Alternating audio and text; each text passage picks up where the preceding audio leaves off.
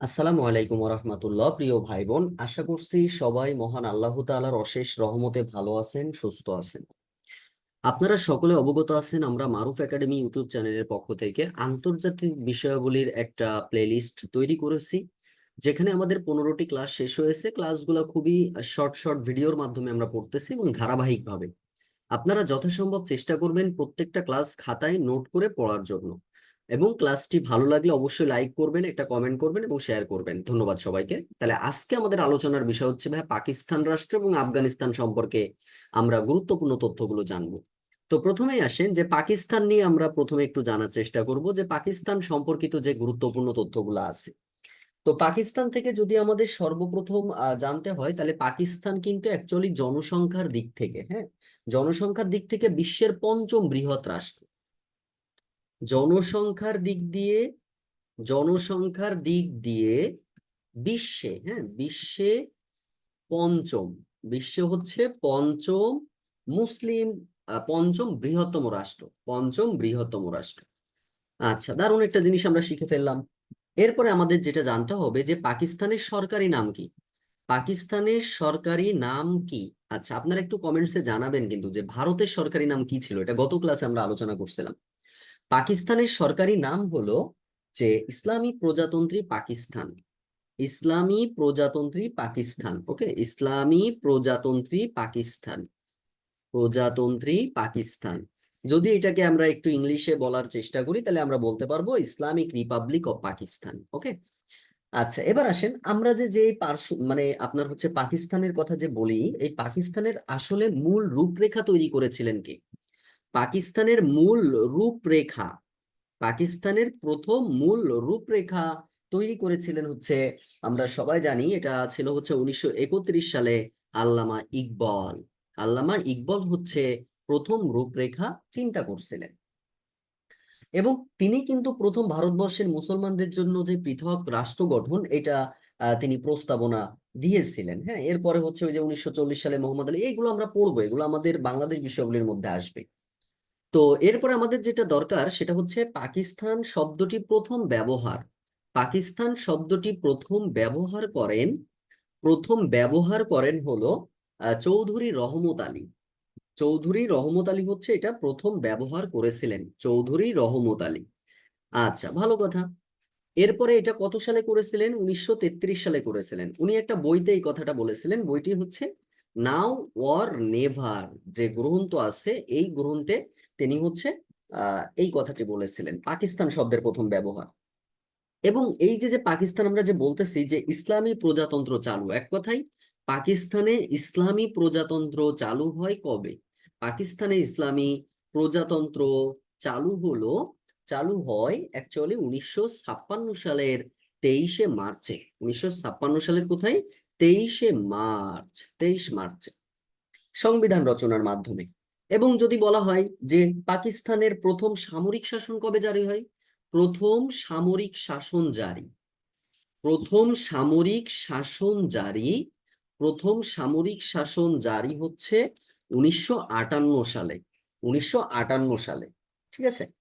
আচ্ছা, এবার যদি আমরা বলি যে এই যে পাকিস্তানে পারমাণবিক বোমার জনককে, যদি এটা পরীক্ষার জন্য ততটা গুরুত্বপূর্ণ না, তবে আমরা একটু জানার জন্য করবো। পারমাণবিক বোমার জনক হলো এখানে বিজ্ঞানী আব্দুল কাদের খান, আব্দুল কাদের খান।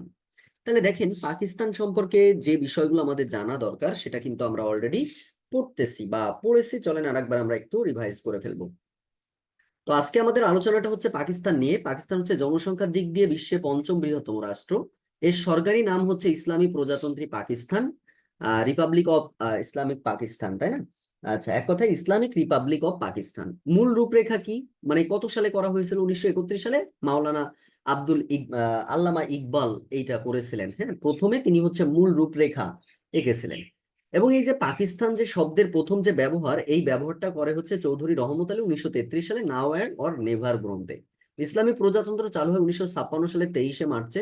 প্রথম সামরিক শাসন জারি 1958 সাল। পারমাণবিক বোমার জনক হচ্ছে আব্দুল কাদের খান। আর এই ক্লাসের একদম বিস্তারিত ক্লাস পেতে আপনারা মারুফ একাডেমি ইউটিউব চ্যানেলে আন্তর্জাতিক বিষয়গুলির মধ্যে গেলেই পাবেন। তাহলে সেক্ষেত্রে আমরা কিন্তু এই জিনিসটা বুঝে ফেললাম। এরপরে আমাদের যেটা জানতে হবে, চলেন পাকিস্তান নিয়ে আমাদের আর ইম্পর্টেন্ট তথ্যের মধ্যে যেগুলো জানা উচিত সেটা আমরা একটু জানবো। এখন আমাদের যেটা জানতে হবে যে পাকিস্তানের যে গোয়েন্দা সংস্থা, পাকিস্তানের গোয়েন্দা সংস্থার নাম কি? গোয়েন্দা সংস্থার নাম হলো আইএসআই, তাই না? আইএসআই পূর্ণরূপ কি? ইন্টার ইন্টার সার্ভিসেস, তাই না? Inter services intelligence, intelligence. আচ্ছা, এরপরে আমাদের যেটা দরকার, পাকিস্তানের সীমান্ত বাহিনীর নাম, সীমান্ত বাহিনীর নাম হচ্ছে রেঞ্জার্স, সীমান্ত বাহিনী হচ্ছে রেঞ্জার্স। এরপরে হচ্ছে পাকিস্তানের প্রবেশদ্বার, পাকিস্তানের প্রবেশদ্বার বলা হয় কোথায়? পাকিস্তানের প্রবেশদ্বার হলো করাচি, করাচি হচ্ছে পাকিস্তানের কি প্রবেশদ্বার। এরপরে যদি বলা হয় পঞ্চ নদের দেশ, পঞ্চ নদের দেশ, তো পঞ্চ নদের দেশ কিন্তু আসলে বলা হয় পাঞ্জাব, পাকিস্তানে, তাই না? পাঞ্জাব, পাকিস্তান। আচ্ছা, এরপরে আমাদের যেটা জানতে হবে সেটা হচ্ছে পাকিস্তানের পাকিস্তানের সর্ব উত্তরের বিন্দুর নাম কি? সর্ব উত্তরের বিন্দু, সর্ব উত্তরের বিন্দু হলো, সর্ব উত্তরের বিন্দু হচ্ছে হিন্দুকুশ পর্বত, হিন্দুকুশ পর্বত। অ্যাকচুয়ালি আবারও বলছি, আমরা গতকালকে কিন্তু ভারত নিয়ে আলোচনা করছি, আজকে আমরা পাকিস্তান নিয়ে কথা বলতেছি, অর্থাৎ দক্ষিণ এশিয়ার যে দেশগুলো আছে সেগুলো নিয়ে আমরা আলোচনা করতেছি। তাহলে আরেকবার আমরা একটু রিপিট করে ফেলি, চলেন। আমাদের পাকিস্তান নিয়ে আমরা একটু কথা বলতেছি। আমাদের এখানে প্রথমে যেটা আছে, পাকিস্তানের গোয়েন্দা সংস্থা হচ্ছে আইএসআই, যেটা হচ্ছে ইন্টার সার্ভিসেস ইন্টেলিজেন্ট। এরপর হচ্ছে পাকিস্তানের সীমান্ত বাহিনী হচ্ছে রেঞ্জার্স, পাকিস্তানের প্রবেশদ্বার হচ্ছে করাচি, পঞ্চনদের দেশ হচ্ছে পাঞ্জাব, আর সর্ব উত্তরের বিন্দু হচ্ছে হিন্দুকুশ পর্বত। আর পাকিস্তানে হচ্ছে পাঞ্জাবটা অবস্থিত। আপনাদের কাছে আমার প্রশ্ন হচ্ছে বাংলাদেশের প্রবেশদ্বার কোনটা? একটু আমরা ভ্যাকে জানাবো যে ভাইয়া বাংলাদেশের প্রবেশদ্বার কোনটা, একটু বলবেন। আর এই ক্লাসগুলো সব আমাদের মারুফ একাডেমি ইউটিউব চ্যানেলে দেওয়া হচ্ছে। প্রবেশদ্বার কোনটি, বাংলাদেশের প্রবেশদ্বার কোনটি? ধন্যবাদ সবাইকে। তাহলে এই বিষয়টা কিন্তু আমরা ক্লিয়ার হয়ে গেলাম। এরপরে আমরা সরাসরি চলে যাব আফগানিস্তান নিয়ে। তো আফগানিস্তান নিয়ে আমরা কি জানবো খেয়াল করেন। আফগানিস্তান নিয়ে আমরা কি জানবো? সব জানা লাগবে না ভাই।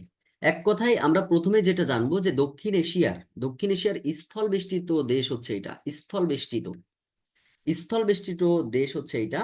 এবং এই যে যে আফগানিস্তান, এই আফগানিস্তানে বসবাসরত, আফগানিস্তানে যে বসবাসরত সবচেয়ে বড় জনগোষ্ঠী, সবচেয়ে বড় জনগোষ্ঠী হলো, সবচেয়ে বড় জনগোষ্ঠীর নাম হলো পশতু জাতি। পশতু জাতি, অনেক সময় প্রশ্ন পড়ে যে পশতু জাতি কোথাকার, এটা আফগানিস্তানের। এরপরে আমাদের যেটা জানতে হবে ভাইয়া, যে আফগানিস্তানের যে আফিম বিশ্বে, এক কথায় সর্বাধিক বিশ্বের সর্বাধিক আফিম উৎপাদনকারী দেশ হচ্ছে আফগানিস্তান।